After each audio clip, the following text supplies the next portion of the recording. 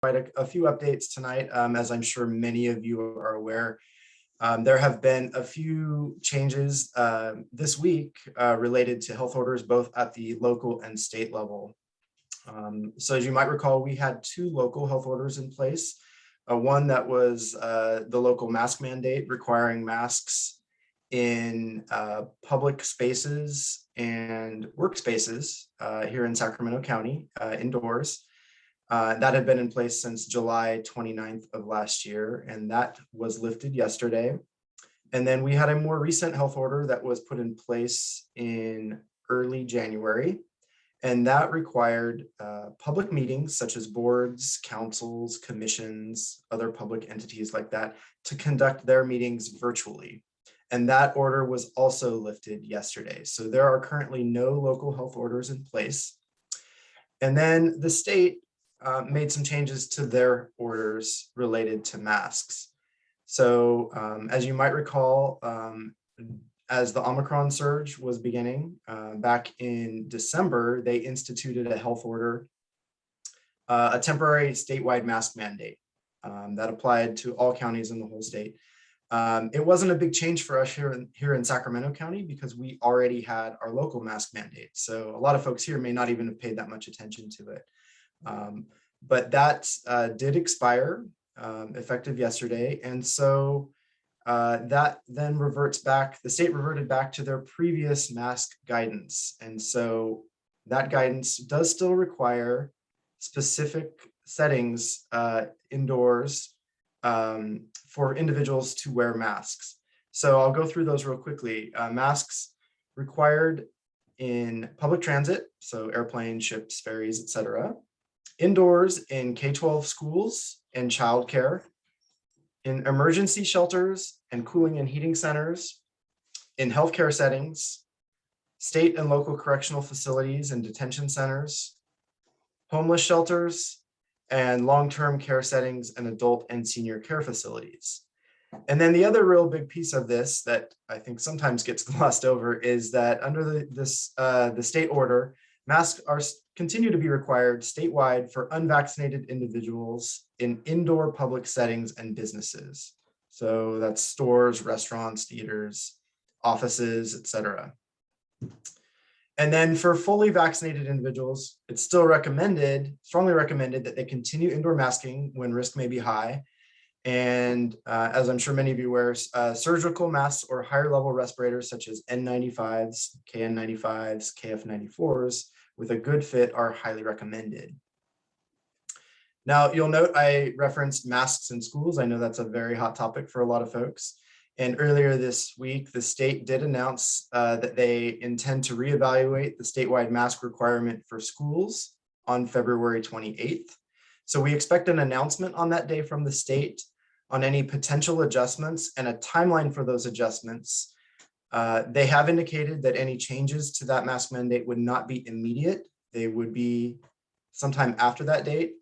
We don't know much more than that in terms of exactly what those changes might entail or when they would go into effect, but we'll know more in about a week and a half.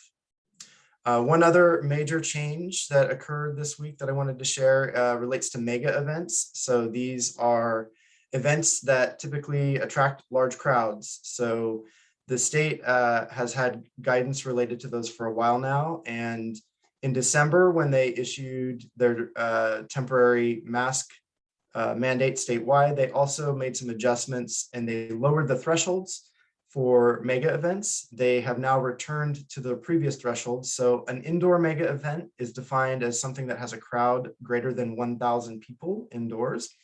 And an outdoor mega event is defined as an event that has a crowd of 10,000 or more attendees outdoors. For indoor mega events, they require vaccine verification or a negative test prior to entry, and they recommend those thresholds for outdoor mega events. So you can learn more about that on the state's website. I think that's it for my updates. Dr. Owen, anything on your end? Yeah, sure. Hello, everybody. Thanks for joining us again today. So my name is Makai Owen. I'm a pediatrician here with Sac County Public Health and UC Davis, and I work primarily with the schools team as well. So I'm going to give a brief update of our current status here in Sacramento County in terms of cases, hospitalizations, and deaths. So our total confirmed cases since the beginning of the COVID-19 pandemic is now just over 275,000 cases. And our total deaths are now at 2,878. Our current case rate is about 35 per 100,000 residents, and that's down from a peak of about 245 per 100,000 on January 10th. In terms of vaccinations, we're now about 2.5 million total doses administered, and an estimated 63.8% of the eligible population is fully vaccinated. So for comparison, in California overall, an estimated 74% of the eligible population is fully vaccinated. So we have some catching up to do there.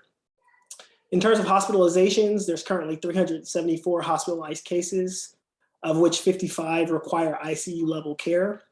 And similar to the cases, both hospitalizations and ICU cases have decreased significantly over the past 30 days.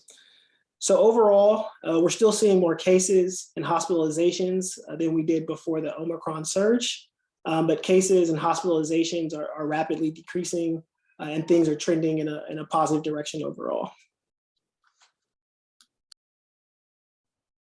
Thanks, Dr. Owen. Dr. Cohen, you want to round us out? Yeah, I will echo some of what has been discussed.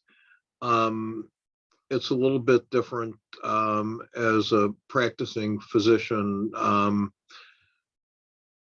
for the most part. And I think what we're seeing is our numbers are going down, but just as it has with every other circumstance since at UC Davis, at least, and I think reflective of Sacramento County, the rates go down, but they don't go down as fast as we'd like them to go down. And we hit these intermittent plateaus, right? It goes down and then we sort of sit, and then it goes down and we sort of sit. We still have about 100 positive patients in the hospital, many of whom were asymptomatic and were brought in for something else, but tested positive. So they're still isolated and they still impact beds. And I think that's probably the biggest issue right now is that even though our emergency room is doing better now than it has, there are so many patients waiting for beds that are already admitted in the emergency room that patients wait for really, really, really long periods of time to be seen in the ER. So this is sort of the, right, the collateral damage, so to speak, what happens not specifically associated with COVID itself, but that spins off of COVID because of the impact that it's had on the health system, and particularly on hospitalizations. It's clearly improving. I think everyone's feeling a little bit better regarding these mask mandates. Obviously, nothing's going to change within the facility when we're caring for patients, but I think there's discussion ongoing now about what to do in administrative areas. Right, there still are a lot of people that work in healthcare that never lay eyes on a patient. And so those folks, maybe we can start backing off on masking in that area. We're going to decide that next week. We have well over 95% of people have been fully vaccinated, as defined by 2 doses, which is not fully vaccinated as defined by me, which is that if you're eligible for a 3rd dose and you haven't gotten it, you're not up to date on your vaccine. And I think this is, again, a personal comment, so it has nothing to do with either UC Davis or Sac County. It's totally my opinion, but I think the term booster makes people think that it's optional. And I think that's a problem. I think that everyone needs a third dose of vaccine, and immunosuppressed people need 4 doses. And so I think if you're 5 months out of your second dose and you haven't gotten a booster dose, you are not fully vaccinated, in my own opinion. And I don't know what the health departments are going to define that as, but that is, I mean, there is a huge difference between infection rates for people who've had 2 doses of vaccine and those who've had 3. And I will stop, and I will try to limit my editorial comments.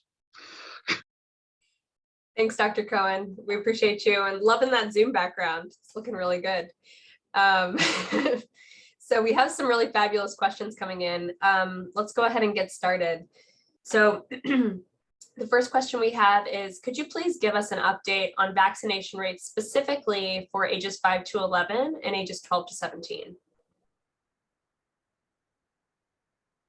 Yeah, I think that's somewhat difficult because of the data, the way the data is currently presented on the dashboard. But the way it is presented on the dashboard now is the percent in a specific age group that is at least partially vaccinated for that age. So for 5 to 11, as of now, we stand at about 35.2% that are at least partially vaccinated, and 12 to 19, 62.2%. And again, if we compare that to the estimation of around 64% fully vaccinated, we do see that that 5 to 11, 12 to 19 age group is a little bit behind other age groups in terms of being fully vaccinated and or boosted if eligible. Thanks, Dr. Owen. And the link to the dashboard was put in the chat. So feel free to explore that as well. The information that Dr. Owen mentioned is in the top right-hand corner of the vaccinations tab. Jeffrey has a question. Good evening, Jeffrey, to you as well. I have heard encampments have been sick. What is the status on encampments? And on encampments meaning for people experiencing homelessness that are living outside. Liz, you might know this one better than any of us. So Jeffrey, there's a lot of great work that's being done to serve people living outside. We always know that there's more that we need to do, but we have had the opportunity to provide test kits and vaccinations to both sheltered community members as well as unsheltered community members. So the folks you're talking about that are living in camps. So we have partnered with various community-based organizations to offer some standing clinics with loaves and fishes and harm reduction services, as well as offering testing, because I think your question was specifically like if someone gets sick. And so we know that, you know, folks may need access to those test kits. So fortunately, those at-home test kits where folks can keep them and use those test kits in their camps were offered to many camps in the county. Okay, so our next question, please give us any information you can on mask mandates and recommendations for the K-12 setting. What is your recommendation going to be? And what, if anything, can be done about districts that are now allowing unmasked, unvaccinated students to remain in their classrooms? Yeah, so I'll start on that one, and Dr. Owen, feel free to chime in as well. But yeah, we know that masks in schools are a very popular topic, and as we referenced, we are expecting more updates from the state regarding their requirement for masks in schools on the 28th. We don't quite yet know what that's going to entail, but I suspect that locally we would follow suit, and local schools would be bound by whatever that guidance is from the state on masks. We do know that some schools have chosen to defy already and are not in compliance, which is concerning for a few reasons, but obviously they're not following state law. I know the state is aware of some schools in the area that are not complying. We're not sure what any action they may take. I'm sure they're exploring multiple options. I know for one of the concerns that does come up for schools that are choosing not to follow public health guidance, or in this case, just outright violating state law, is that they do create a certain amount of liability for themselves and expose themselves to potential litigation, but also they jeopardize their relationship with their insurer. And we have heard that some insurers that normally would cover schools or school districts have told schools that if they were to go in this direction, they would lose their coverage or jeopardize that coverage. And so, I think it's a calculated decision that oftentimes, unfortunately, is more based on politics than it is on trying to keep kids safe, which is particularly disappointing because I think that's one of the primary purposes of schools, is to provide a safe and healthy learning environment. But it has created quite a bit of distraction. I will say, since we're on the topic, that, masks in schools, really since school returned in the fall, masks have been our primary mitigation measure. As you might recall, last school year, we had quite a bit going on in schools in terms of social distancing, which really limited the number of kids that could be on campus at a time. We had a lot of kids that were learning from home. And I think, most folks agree that was not ideal for students, for their mental health, for their academic success. And when we returned this fall, those distancing requirements went away. And really, we've relied heavily on masking throughout the state. And I think in large part, it's been quite successful. We know locally, we have not had school closures with very few exceptions. And generally, that's more on a classroom level for a short period of time. While many students may have experienced COVID, for the most part, we did not see and have not seen a lot of on-campus transmission. And so I think that is a testament to the success. I think, further, when we look at how masks may have impacted things here in California versus some other states, if you compare what's happened here in California against what happened in Florida or Texas, a couple of states that, as you probably won't be too surprised, took some very different approaches to school and really did not require masks, and in some cases actually outright banned them or banned mask requirements. In those states, they had pediatric hospitalizations in the fall that were 3.5 to 4.5 times higher than we did in California. And when you look at school closures here in California, we account for about 12% of the nation's school population. Yet we accounted for less than 0.5% of school closures. So we saw better health outcomes and fewer disruptions. So I know that's a very long-winded way of saying we are very happy with the way that masks have worked as the primary mitigation measure in schools. We don't know what the move will be moving forward. I can tell you as a parent, my child will continue to wear a mask even when they're not required, at least in the near future. But I think we're all hopeful that we will get to a point where it's not necessary that anybody needs to wear one. Thanks, Nick. So, we're thinking about what things look like in the future. And I know folks have a lot of questions about that.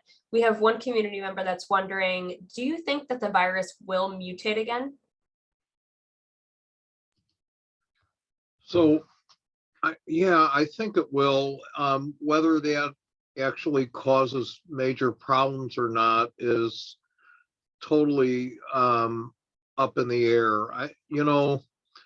I think I've mentioned it before on this forum, and I don't like to get too deep into scientific explanations because it feels like it's just done to confuse people. But coronaviruses don't mutate as fast as other viruses. It mutates much slower than HIV or hepatitis C or influenza. And the reason that we're seeing a lot of variants is because there's so darn many people who are being infected. And then people in particular who are immunosuppressed that are infected and shed virus for prolonged periods of time, ultimately they they will shed mutant virus. And if the mutation is beneficial, so that the virus out-replicates its rivals, then it will become the predominant virus in the population. And we've seen that. That's why Omicron replicates more rapidly than Delta, and Delta replicated more rapidly than the Alpha variant. And that's been sort of the deal. Now, whether that causes more disease or not is different, right? Omicron tended to be more linked with infection of upper airways than lower airways comparatively. And that's why disease seems to be a little bit milder, at least in some people with Omicron. But that also makes it more transmissible. So until we have everyone vaccinated, and this doesn't mean just in the United States, we are probably going to see other variants. Will they make the same impact? I'm going to say I hope not. That is right. I don't know because I can't see into the future, but I surely hope not. I hope we are finally over the worst of this. Thanks, Dr. Cohen. I was hoping maybe one of those balls behind you was something that could see into the future, but maybe not, you know. I need one in front of me if I'm going to do that, right? That lights up the whole deal. Got it. Got it. So I think that leads us nicely into the next question, which is, what's the current guidance on a fourth shot? Should I or can I get another Moderna, Pfizer booster? So the answer is, if you are immunosuppressed, you should in fact get a fourth shot. So that is clear. Regarding people like myself who are older, or people who are even younger than that, the data still aren't very clear. What appears to be at least reported initially from Israel, where they had given a lot of fourth doses of vaccine, is that the amount of antibody in bloodstream went up, but the number of infections didn't really change. So if the goal is to get sterilizing immunity, meaning people absolutely don't get infected, it didn't seem like in people who had normal immune systems that giving a fourth dose provided a significant benefit. I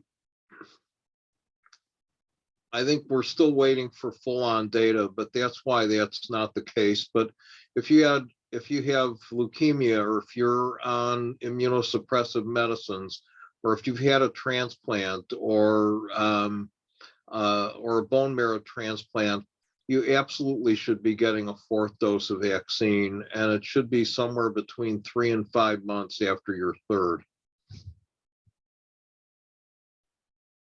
Thanks, Dr. Cohen. So let's boogie on back to those masks. How about masking at indoor workplaces and schools? Is there a regulation or mandate that a workplace has to close down if there is a COVID-19 outbreak? And kind of building off of that, how are they going to enforce unvaccinated individuals to be required to wear masks? I can take a stab at that to start with. So there's a few questions in there, but a couple things. So generally speaking, I think the term outbreak, sometimes people interpret that to mean some sort of automatic closure. And in certain settings, I'm thinking probably like maybe some skilled nursing facilities or others at times that may have meant that. But generally speaking, an outbreak does not trigger an automatic closure. It just may trigger some enhanced investigation and maybe some enhanced measures to try to prevent that from getting worse in that workplace or school or whatever setting that may be. In terms of verification, so employers, well, across the board, for the most part, it's self-attestation. And so individuals attest that they are vaccinated or not. So we are on a bit of an honor system. And likewise for businesses where masks are required for individuals who are unvaccinated. The business is not required to verify vaccination status. They do have the option to do that. They could choose to require masks for everyone to not have to check everybody's vaccination status. They have some different options there, but they're not required to do that. Again, we're kind of back on that honor system, which we know not everybody is 100% truthful, but that's kind of where we are right now. Thanks, Nick. And this is sort of a tie into that question. So this person is interested specifically around disinfection. هذا الشخص مهتم بشكل عام. So Joanna, I just went ahead and muted you.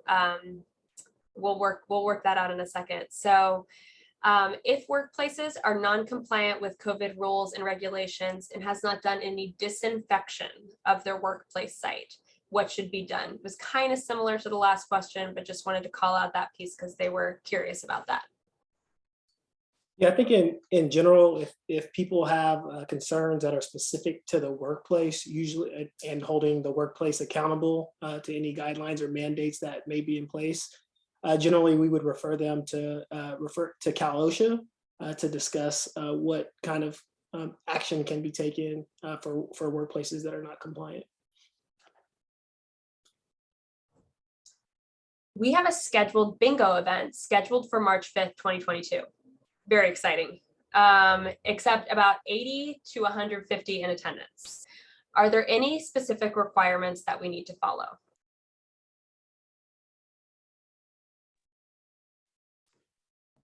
No, not specifically. I mean, I think other than the mask mandate, which we've talked about, any individuals that are unvaccinated would be required to mask in that setting. Again, as a bingo organizer, you're not required to verify that, but that's probably something to make folks aware of. I think beyond requirements, there's still some things you can do to try to minimize the risk for folks that are coming. Always a good idea to maybe remind folks that if they're experiencing any symptoms of illness, they should not attend. If you have the physical space, not a bad idea to still, have people spread out, or at least maybe stay within their particular social group and not have them all crammed together. But beyond that, I don't think there's anything specifically that you're required to do. What science shows us that vaccinated individuals can acquire and spread COVID-19? Why is there a differentiation between vaccinated and unvaccinated individuals for their mask requirements? Yeah, so the first part is easier to answer than the second. The first part is that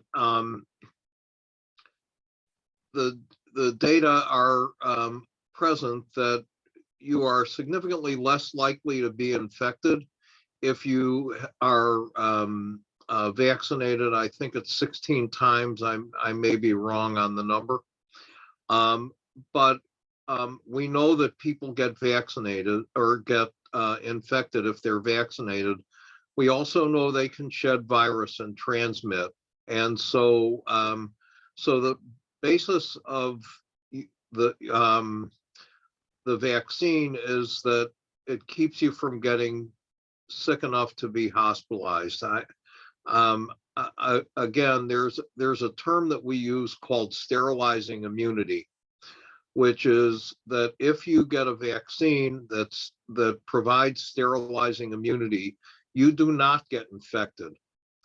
It appeared that early on this vaccine provided that, but I will point out that none of the studies were done where people were getting tested routinely to see whether there were asymptomatic infections occurring. So when the early data were reported for the Pfizer and Moderna vaccine that said it was 94 or 95% effective in preventing disease, not infection.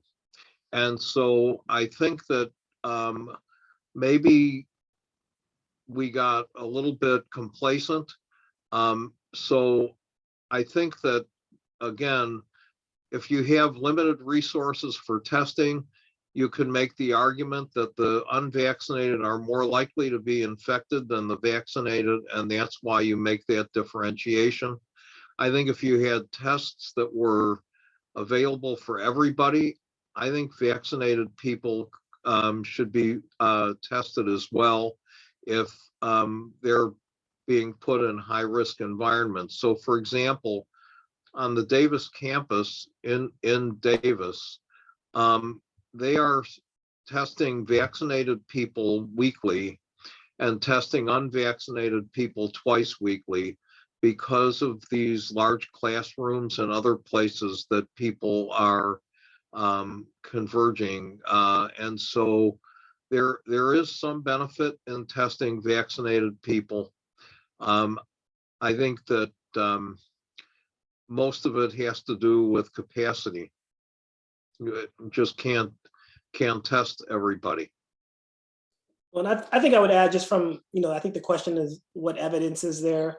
I think epidemiologically, like we've seen it for a while, here in Sacramento, here in California, really all across the world.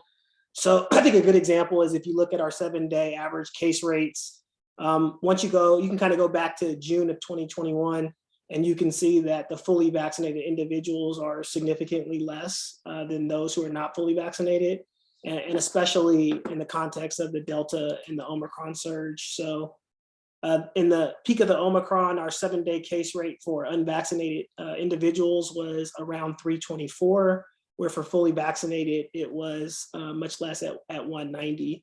And that's been the case really since probably June of 2021, where we've seen pretty significant differences between those two populations.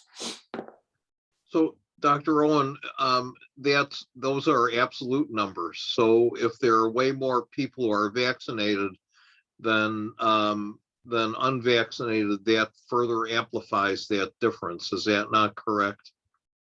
Yeah, absolutely. So what should be the key metric for determining my level of risk?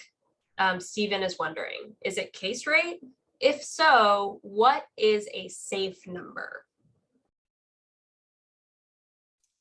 Yeah, I think so. For someone to determine their own individual level of risk kind of depends on a lot of factors that we would not be able to answer. So it kind of depends on their general health, their vaccination status, the time since they've had their booster, what kind of activities that they might be doing, if the exposures may be high risk or low risk. So I think that's really an individual decision that someone would have to make based on, factors in their own medical history, vaccination status, and their lifestyle. In November of 2021, it was stated that the mask mandate in Sacramento County would not be lifted until the case rate in Sacramento dropped below 5 per 100,000 for a couple weeks. Why has the mandate been lifted when the case rate is not much lower than it was at the peak of the Delta surge? As of 2/11, 36.2 per 100,000. Yeah, so I think at that time we were kind of coming down from the Delta surge and seeing that progression, and that was before kind of Omicron came. And I think once Omicron came, we had to kind of adjust and seeing what happened locally. And as we made these decisions with the Omicron surge, I think we've been pretty consistent in saying that, as the Omicron surge ends, that we would get back to some of these things. So I think if the question is kind of really what changed, I think it really would be Omicron and how much it peaked, but also the rapidity in which that peak has come down, along with a slow but continued increase, I think, in the vaccination status of our local community. How are home tests reflected in the data? So most home tests will not be reflected on our dashboard. So it is possible or likely that the numbers on our dashboard are maybe an underestimation of how many people in the community had COVID. But I think there's a couple things I know a lot of people are concerned about, but there's a couple things that are really reassuring about that. I think number one is if we look at the trends. So the reporting of the dashboard has been consistent over time, and we saw a significant peak and it coming down in that decline. So it is possible that the actual peak is higher and the rapidity which it's declining could be slower. And then also we have the total positivity rate that we report as well. So with the tests that were run in a given week, how many of them came back positive? Where last week that percentage was at 33.9%. This week it's down to 7.8. So while the dashboard can't, capture and many of the home tests may not be reported, I think it is enough information to kind of give some insight on what the trends are with Omicron here in Sacramento. What are your recommendations for playing musical instruments and singing indoors in Sac County? Are there different guidances between community groups versus school groups? If so, why? So there are generally, I think, have been some different guidances for schools kind of across the board. And the main reason for that is that, the state and locally, one of our primary focuses have been to keep schools open and to keep students in school for in-person instruction. So with that, we have had some tighter mitigation measures that are really meant to keep transmission at school really low, kind of like as Nick was saying, and keep our schools open. So we've had some varying guidance for like instruments and such as the Omicron wave has surged. And come February 28th or around that time, once we hear from the state what the update with schools are going to be, and as long as we see a continued decline in our case rate, I think that we will see changes in some of the recommendations for things like extracurricular activities and ones that are maybe potentially more high risk, such as playing instruments and indoors and such. Governor Newsom said public school children would be required to be vaccinated as of July 2022. Is this going to be enforced? So yeah, the vaccine requirement for schools is a little bit nuanced. So the governor did announce back in the fall that schools would start requiring essentially the term after a vaccine received full FDA approval for an age group or for a grade group. And so the expectation was that prior to the fall school term, the next fall school term, that we would see approval, full FDA approval for grades 7 through 12, and that requirement would kick in for that grade level, and then likely for the lower grade levels in a subsequent term, just because the younger age group is a little bit behind in terms of the vaccine approval process. So I believe that is still the anticipated timeline for that. In terms of enforcement, I can't speak to exactly what that will look like. However, I think remember that there are about a dozen other vaccines that are currently required for school. This vaccine requirement that the governor announced would be, I believe, under an executive order or a health order, which is a little bit different because it does allow for a personal belief exemption. And so I suspect that students would be required to either provide proof of vaccination or said exemption. And the alternative generally in school settings for those is if people don't provide documentation one way or the other, the alternative, I believe, would be independent study. So I don't know the extent to which that will be implemented, but I think the other piece of that is there has already been legislation introduced that would essentially add COVID-19 vaccination to the list of a dozen or so required school vaccines And if that were to pass and go into effect, just based on the way the legislative cycle works, I believe it would kick in most likely January of next year. And that would remove any personal belief exemptions, and it would just treat the COVID vaccine the same way as all of the other required vaccines for school.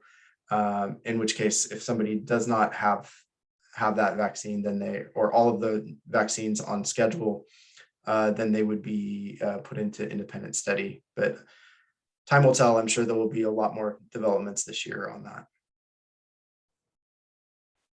Thanks, Nick. So Dr. Cohen, a question for you here.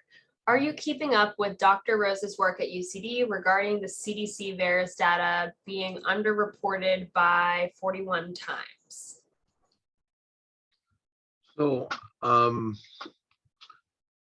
I don't know specifically that it's Dr. Rose at UC Davis, right? There was somebody who reported on myocarditis in one of the cardiology journals that actually was withdrawn. But I think that we well realize that the VAERS database it's a voluntary reporting system, so it is going to underreport a variety of things, right? It's not a perfect system. It's set up as an early sentinel system to try to identify any potential unexpected problems. But to think that there are cases that get by the VAERS system shouldn't surprise anybody. Again, I'm not aware of our Dr. Rose. I think that it's a woman named Jessica Rose, and I think that at least the paper that I saw has been pulled.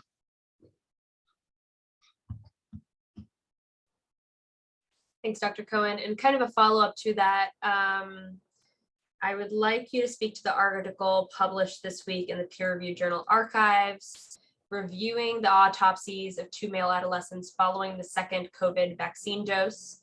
The myocarditis has been shown to be different from typical myocarditis and quite lethal.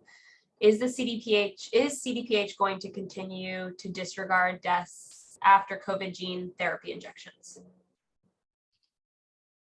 So I'll ignore the last part of that question, and I will comment on the actual paper that you're suggesting. So when COVID-19, which by the way has a higher risk of causing myocarditis than the vaccine, when either cause myocarditis, the myocarditis is based on a vigorous immune response. It's similar to the disease that's seen in kids called multisystem inflammatory disease. That is an immunologic reaction to either COVID-19 or in this case that you're suggesting, the 2 young boys with myocarditis secondary to the vaccine. That is different than the standard viral vaccine, right? This is a totally immunologic process. It's not a direct viral infection of the myocardium. So yes, it's different. Those 2 deaths are very uncommon. The majority of people that get myocarditis post-vaccine do not require hospitalization or require minor therapy with nonsteroidal anti-inflammatory drugs like ibuprofen or naproxen. The rates of myocarditis are higher if you get COVID than if you get the vaccine. So I will leave it at that.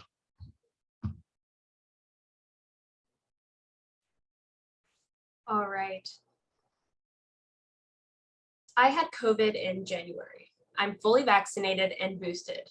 Now, do I have protections for reinfection, or can I get COVID again? You know, you can get COVID again, but you are much better protected. There was just a paper that was published in the New England Journal of Medicine this week on it came from Israel. It's with the Pfizer vaccine in people who had infection. And it looks like it's somewhere around 5 times less likely to get reinfected if you are vaccinated than if you are not. And in reality, both of them are pretty low, right? Because people do get significant immunity after getting natural infection. So the cumulative risk, even in people over age 65, was under 1%, just about 1% in unvaccinated, and down about 0.1% in unvaccinated. So it's really a low chance, but it's not zero. All righty. So we have a community member that has a question for you, Dr. Owen, and also looping in Dr. Cohen here too. Dr. Owen, is there any data about whether the ICU cases or deaths have been offered any early treatment options, or are hospitals still offering remdesivir and ventilation per Dr. Fauci guidelines? So just on me. It would be hard, I think, for us to pull from the population level data which treatment options have been offered to various individuals that required hospitalization or ICU care.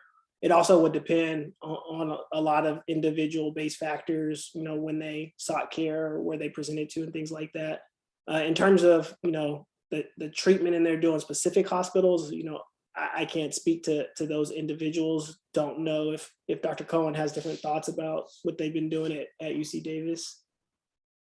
So, we once people are hospitalized, the standards of therapy are remdesivir and steroids, and possibly tocilizumab.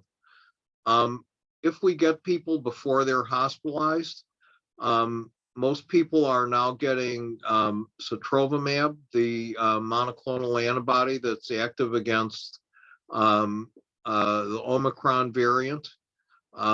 We have probably treated somewhere in the range of 100 or so people with sotrovimab.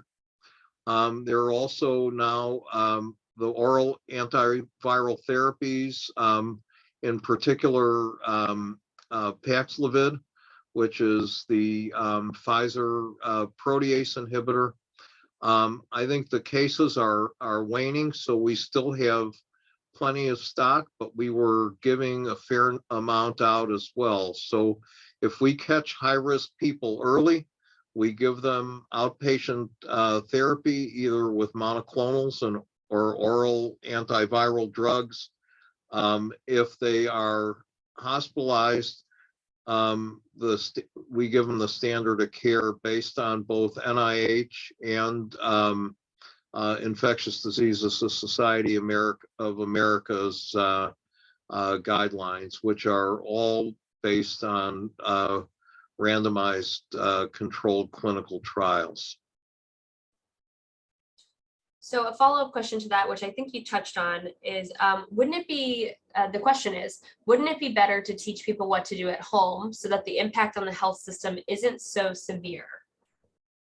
Yeah, we'd love to get people early. I think, right, I mean, as people talked about, one of the real benefits of having these oral meds is that you can start treating this like you would other infectious diseases, where you try to manage them as outpatients if you can get them early. It's just a question of whether people present at a timeline where they are going to get benefit from these meds.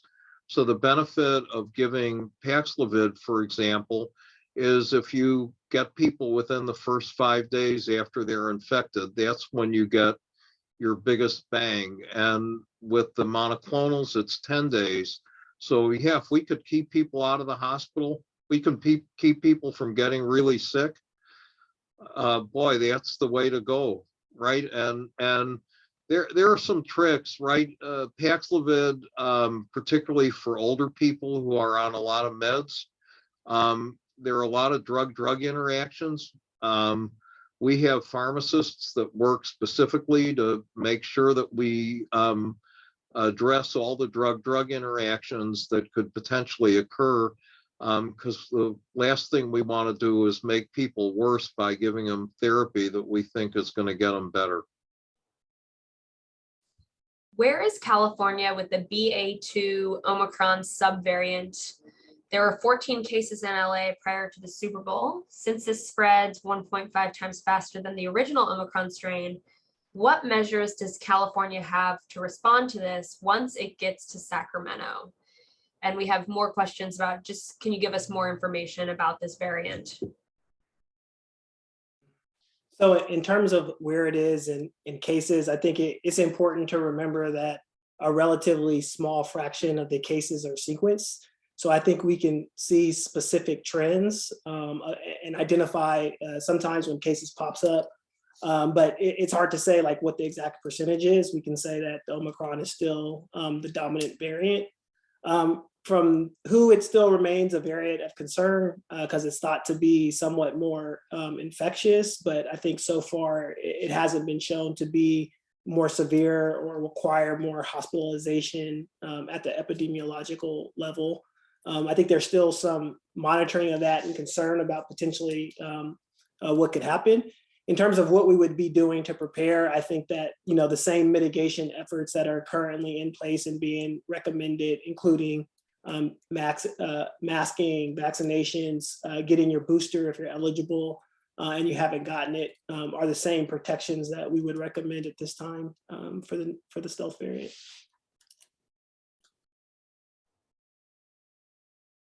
Okay. Where can we get N95 masks? And what is the procedure when hospitals have no beds available? Kind of two separate questions there. I can try to tackle the first part. So I know there is a federal program to make N95 masks available throughout the country through retail pharmacies. I don't have a specific update on the status of that. I believe I did see some headlines in the last week that some local pharmacies did have those, and that particular stock, because it's part of the federal program, are intended to be made available to the public for free.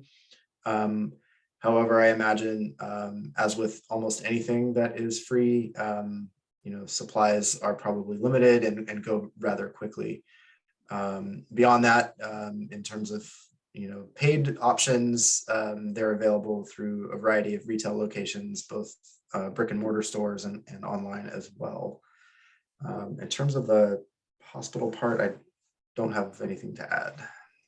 Yeah, so I would say like our ICU and our hospital capacity, both locally and statewide, you know, are monitored by a variety of teams. And I think if we go back to kind of the period of the Delta surge, when we were concerned about hospital bed capacities, there are surge hospitals and other operational places that are put into place, such as Arco Arena. So I think as of right now, our hospital bed capacity is okay, but continue to monitor that both locally and at the state level. And if additional beds are needed, then state can provide resources to do so. I recently received a message from my child's school district that students now have the freedom to choose whether they would like to wear masks this week. Is this in alignment with the new mask mandate change? No. Your school is breaking the law. So state law requires masks in all K-12 schools, public or private. I will say that we have a pretty comprehensive list of school contacts locally, and we send out pretty regular communications trying to keep schools up to date on what the state and local requirements and guidance includes. So while there may be a few smaller schools that aren't you know, part of that, the vast majority of local schools receive our communications and should be well aware what is required. So if they're choosing not to do that, that is not in alignment with what is currently required. Again, that potentially will be changing in the near future. We expect an announcement from the state on February 28th, maybe February 31st. I don't know. Kidding. February 28th. We should learn more. What percentage of the Sacramento County employees are fully vaccinated? Has the county health department recommended to the Board of Supervisors that unvaccinated county employees be fired? No, we generally don't make recommendations about those types of things, and I don't know honestly. County employees are required to attest whether or not they are vaccinated, but all of that is handled through personnel services, so our human resources, and they maintain a record of that. But I don't believe that they have published any statistics about percentage of employees who are or are not vaccinated. Is the county closing COVID testing sites? If so, how many?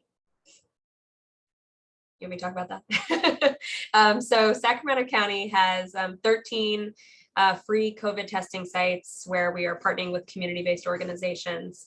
We are going to be transitioning to 7 free COVID testing sites starting on March 1st.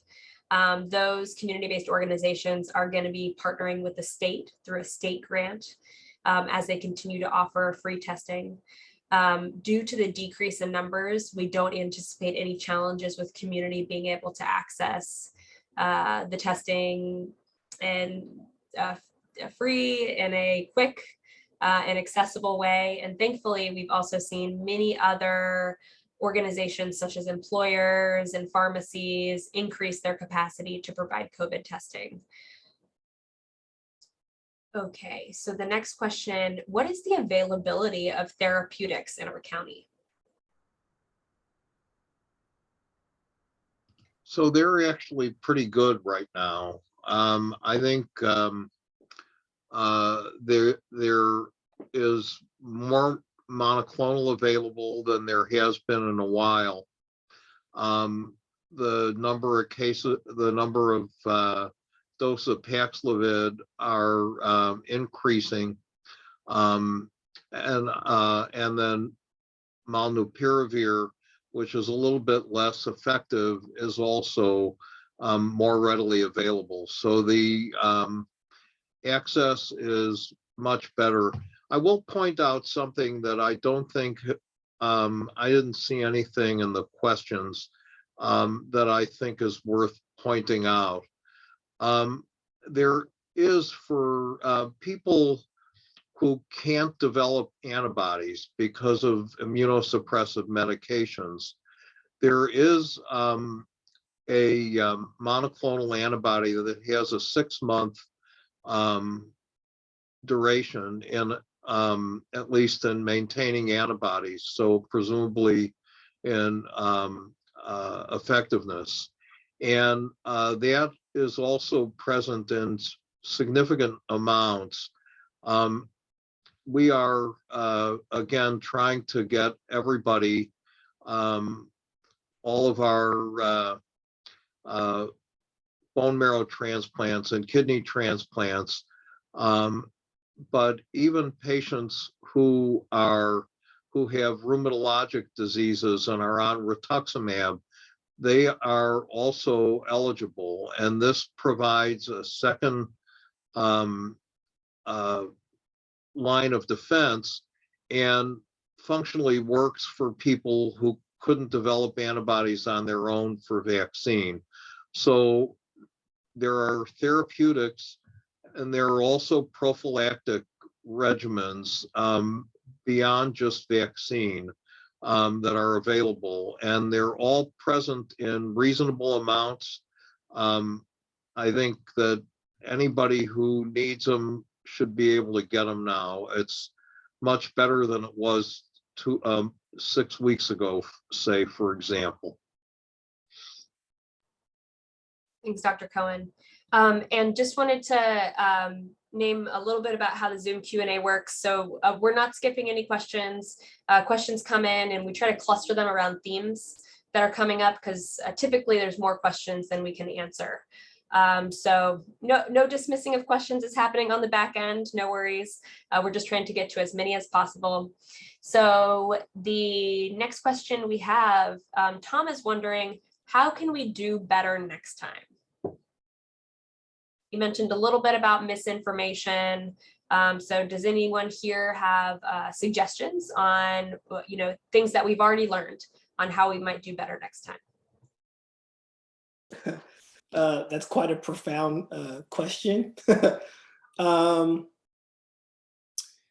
think we've learned a lot of important lessons, and I think one of the most is that we kind of have to follow the data and be flexible, and I think maybe communicate more effectively at the national, state, local level that what's true today may not be true tomorrow as variants pop up, as our knowledge increases, as we develop new therapeutics or vaccines. So I think sometimes when we have communicated things or things have been communicated nationally, that the public thinks that because it's this way today, that it's going to be this way in 6 weeks or 6 months or in a year. And that's, we've learned, and I think the virus has humbled us in the sense of that we can't, totally predict what's going to happen. We can monitor the data and respond appropriately.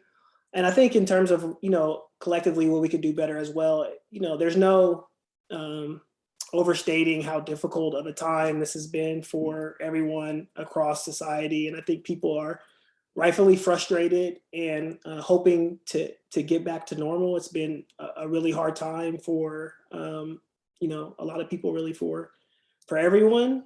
So I think that we really can just take the data as it comes and respond in a way that is, as evidence-based as possible in a given situation.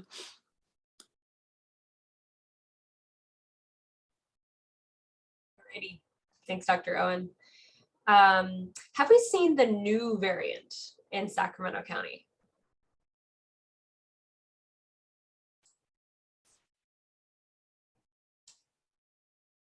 I've not heard that, but I don't know if you guys at the health department know any different. I haven't seen anything about it being present around here. I've not, and on the dashboard, it does list some of the variant cases that have been identified here, though not in the number. So we can refer back to the dashboard for that one as well. If there is a COVID-19 outbreak and job facilities are not cooperating by not allowing employees to have HEPA air filters that are portable, what should people do to feel comfortable? Yeah, that's one, again, with employers that are not following the temporary emergency standards. We would recommend that they contact Cal OSHA and let them know about their concerns about a particular workplace. How about masking at indoor workplaces and schools? Should this be optional? Sorry, Bug. So I think we talked about that earlier, and I think optional, it's a difficult question to answer right now. I think in school, we have seen that as a mitigation effort, that it has really supported us having in-person instruction and not having to close schools down. So I think it has been a great tool that we have locally been able to use effectively to maintain in-person instruction. I think as our situation changes and as case rates come down, that we will be revisiting the mask mandate. But again, I think that decision ultimately kind of relies on what the data tell us and what the case rate shows. I do think that there is, and the state and the CDC has shared quite a bit of evidence that in terms of masking as a mitigation measure in schools, that they really have been effective at keeping in-school transmission, especially here in California, lower than community transmission, and then allowing schools to stay open. Thank you. So there's a comment about the COVID testing sites. The website will include the updated information about the change with the sites that are no longer going to be offering testing, and the date that goes into effect is March 1st. The county website that gives us case rates and other important information is going to change to weekly instead of daily. There's a couple questions about that. What is the reasoning behind this change?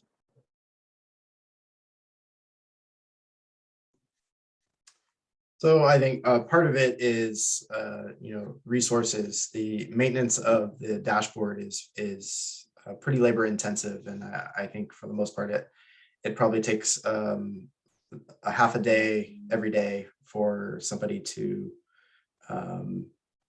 do daily updates on the dashboard. So I think part of it is probably a good part of it is that and allowing those human resources to be reallocated to some other efforts.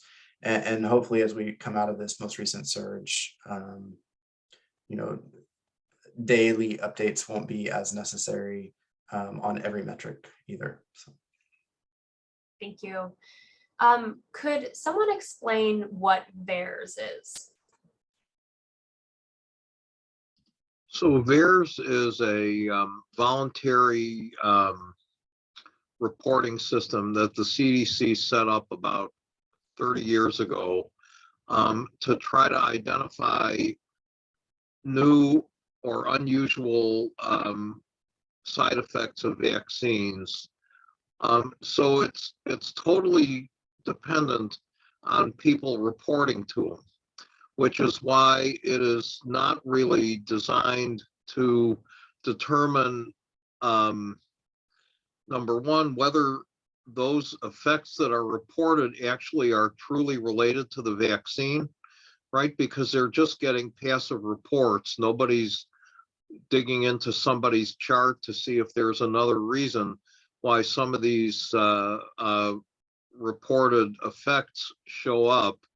And so I think that that's one critical component. It's really supposed to be an early warning system. If they get a bunch of reports on something that was unexpected, then that raises alarms, and then they do a deeper dive and take a look in a more descriptive or more definitive type of way, right? As everyone knows, or at least most do, epidemiology only can show association. It doesn't necessarily show cause and effect. And so when they get these reports, they line them up. I always point out that if you have to suffer through some of these commercials for pharmaceuticals that pollute TV,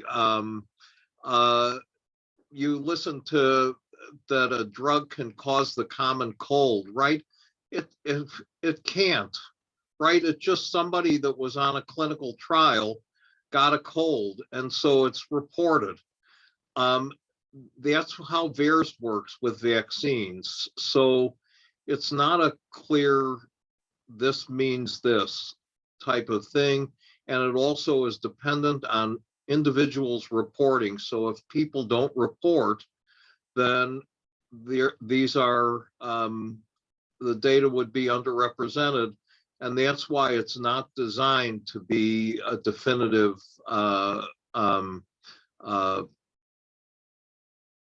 way to look at percentage of side effects. Sorry if I'm struggling with my English today. Thanks, Dr. Cohen.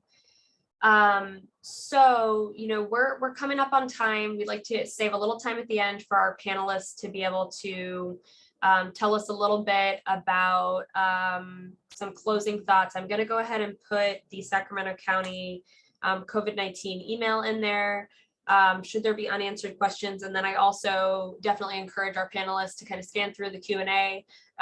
Should there be kind of hot topic areas that can be woven into their final thoughts to the community. So now we'll transition over to some final comments. Why don't we go reverse order? We'll start with Dr. Cohen, move to Dr. Owen, and then end with Nick. Well, I once again want to thank everybody for coming. The questions are really terrific, and I didn't really expect the kind of enthusiasm that we saw today. Right, people, as mentioned, are exhausted. It seems like things may be winding down a little bit. Some of the mask lifting is going to make a lot of people happy, and so I think that I'm surprised by the continued high level of engagement within the community, and that's why I like doing this. I know people ask tough questions. I'm not sure that we always answer them perfectly, but we do our best to try to provide as much information as we can, and we really appreciate everybody's interest in this topic, and I thank you all for participating.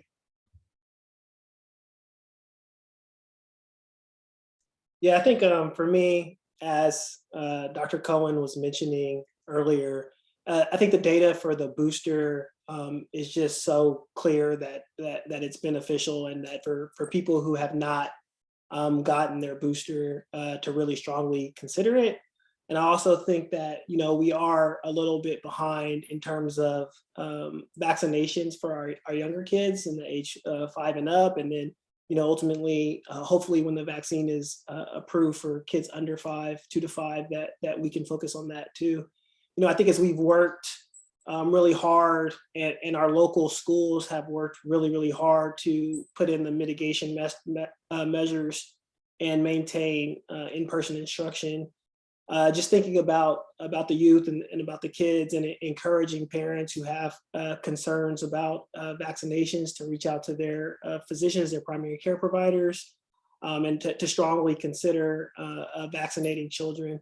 I think as we start pulling back, hopefully some of these mitigation measures, and start to get back to normal, we really hope that we don't see extended surges, and that we don't have to kind of go through phases such as this again. And I think that vaccines and people getting their vaccines can really help to maintain this march back to normalcy.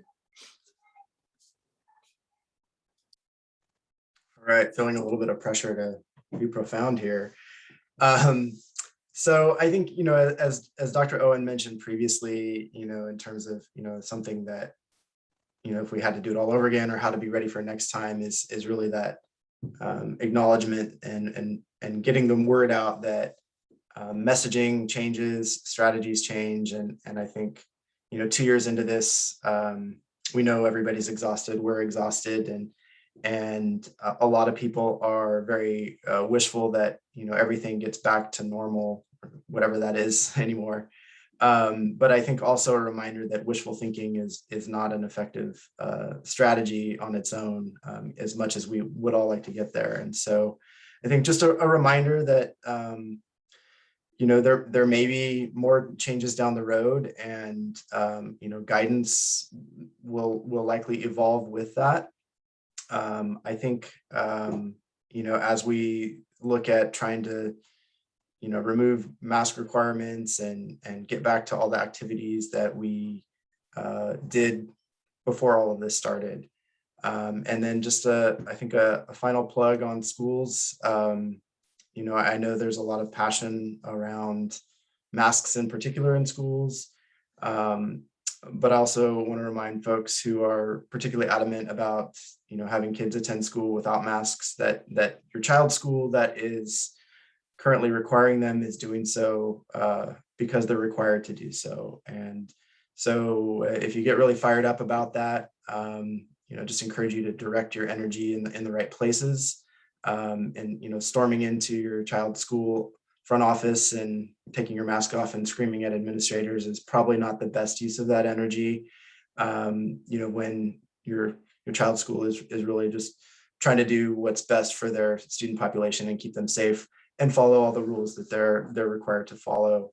And I just, I share the hopefulness and the wishful thinking about getting things back to normal. And I think we'll keep our fingers crossed. Thanks, Nick, and much appreciation to all our interpreters who made this event accessible to the diverse communities of Sacramento County. With that, next month will be our final COVID community forum. We hope you join us. Feel free to sign up on the Eventbrite, which I think many of you have, and we look forward to seeing you then. Thanks.